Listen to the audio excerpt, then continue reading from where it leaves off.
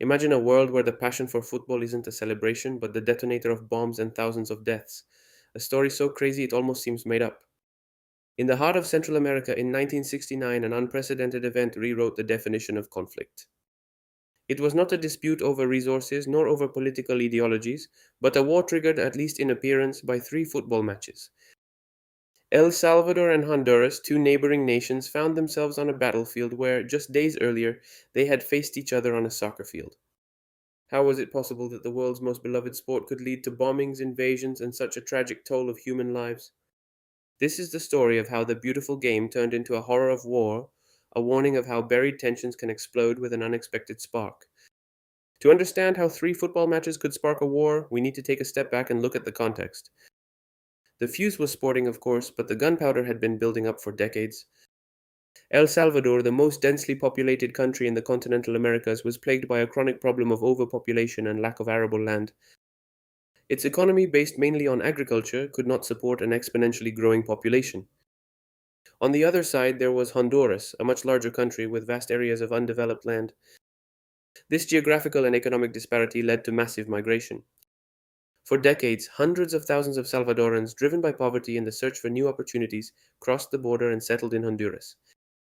Many of them worked the land, often occupying unregistered plots or renting from Honduran owners. It is estimated that in the late 1960s, approximately 300,000 Salvadorans lived in Honduras, representing a significant percentage of the population. Their presence, initially tolerated, began to create tensions. Poorer Hondurans and small landowners saw Salvadorans as unfair competition for land and jobs. Relations between the two ethnic groups became increasingly tense, fueled by nationalistic and xenophobic discourses on both sides. The Honduran government, feeling under pressure, began to take measures to limit immigration and, above all, to implement an agrarian reform. This reform provided for the expropriation of illegally occupied or unused lands, including those cultivated by many Salvadorans. The official goal was to redistribute land to Honduran peasants, but in reality, the reform resulted in a mass expulsion. Tens of thousands of Salvadorans were forced to leave their homes, often violently, and return to an El Salvador that did not have the resources to accommodate them. This situation created a huge humanitarian problem and deep anger. The tensions weren't just social and agrarian, there were also long-standing trade and territorial disputes. El Salvador was economically more developed and had a trade surplus with Honduras, which saw this imbalance as a disadvantage. The border between the two countries was ill-defined in many areas, leading to ongoing friction and territorial claims. Furthermore, both governments were internally unstable and saw exacerbated nationalism as a way to distract attention from internal problems and unite the population. The press in both countries played a key role, fueling a climate of hatred and mutual distrust with inflammatory and often false articles. The situation was a powder keg ready to explode, and football in this scenario proved to be the perfect fuse. Fast forward to the spring of 1969. The stakes were high, a place in the qualifiers for the 1970 FIFA World Cup in Mexico.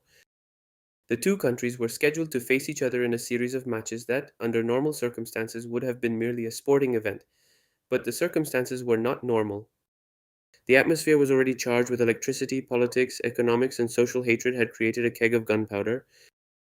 The first match was played in Tegucigalpa, the capital of Honduras, on June 8, 1969. Since the day before, the air had been unbreathable. The Salvadoran fans who had traveled to Honduras were greeted with hostility and violence. Their cars were vandalized, flags burned, and there were physical attacks. The night before the match, the windows of the Salvadoran team's hotel were hit with stones and firecrackers, preventing the players from sleeping. Despite everything, the match went ahead. Honduras won 1-0, but the result on the field was overshadowed by events off it. Following the Honduran victory, violence against Salvadorans living in or visiting Honduras increased exponentially. There were reprisals, beatings, and their property was looted and destroyed. A week later, on June 15th, the return leg took place in San Salvador. The climate was even more ferocious, if possible. The Salvadoran capital was seething with a desire for revenge. The Honduran fans who arrived were subjected to even worse treatment. Their cars were set on fire, their flags burned, and they were forced to sleep in the stadium for their safety under military guard, while the angry crowd attempted to storm them. Indiscriminate violence was reported against anyone suspected of being Honduran. Amid general delirium, El Salvador won 3-0. The series was tied. Once again, however, football was just an excuse. The Salvadoran victory was followed by further brutal reprisals against Salvadorans remaining in Honduras, with reports of murders and rapes. And thousands of Salvadorans were forced to flee hastily, abandoning everything. With the series tied, a playoff match was necessary. FIFA selected Mexico City as a neutral venue. On June 27th, the two teams faced each other again. The atmosphere was tense, but fortunately without the direct violence of previous matches, thanks to the neutrality of the pitch and stringent security measures. The match was a true sporting battle, ending 2-2 after regulation time. In extra time, El Salvador scored the decisive goal, winning 3-2. He would have faced Haiti for a place in the World Cup. But that victory, which should have been a cause for sporting celebration, was the last straw in an already overflowing cup. In the days following the playoff match, newspapers in both countries were screaming war headlines. Expulsions and violence against Salvadorans in Honduras and Honduran anger over their treatment in El Salvador reached a fever pitch. Governments, unable or unwilling to contain the escalation, allowed nationalistic rhetoric to become a war drum. Borders were closed, diplomatic ties severed, war was now inevitable. Dawn on July 14, 1969, marked the official beginning of the conflict. That morning, the Salvadoran Air Force launched a surprise air offensive against Honduras. Salvadoran bombers, including some trainer planes modified to carry rudimentary bombs, struck strategic targets such as Tegucigalpa International Airport, several border towns, and military installations. Their aim was to paralyze Honduran air defenses and pave the way for a ground invasion. At the same time, Salvadoran troops crossed the border in several directions, rapidly advancing into Honduran territory. The Salvadoran army, although not particularly modern, was considered better trained and larger in number than the Honduran one. The goal was to occupy portions of Honduran territory and then use them as bargaining chips to resolve border disputes and the refugee issue. The war was short but incredibly intense and brutal.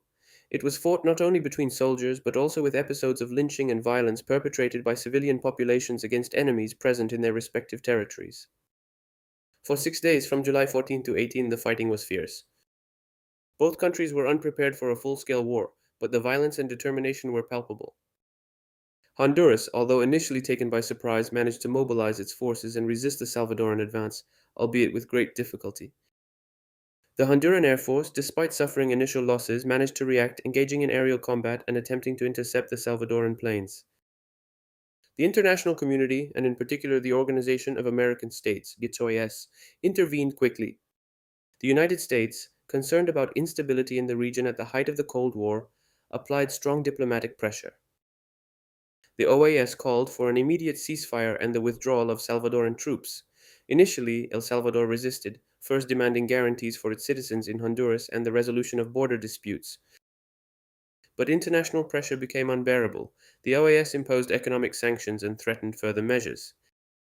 On July 18th, a ceasefire was declared, but the real breakthrough came only on July 20th, when El Salvador agreed to withdraw its troops, obtaining in exchange a commitment from the OAS to oversee the safety of the Salvadorans remaining in Honduras.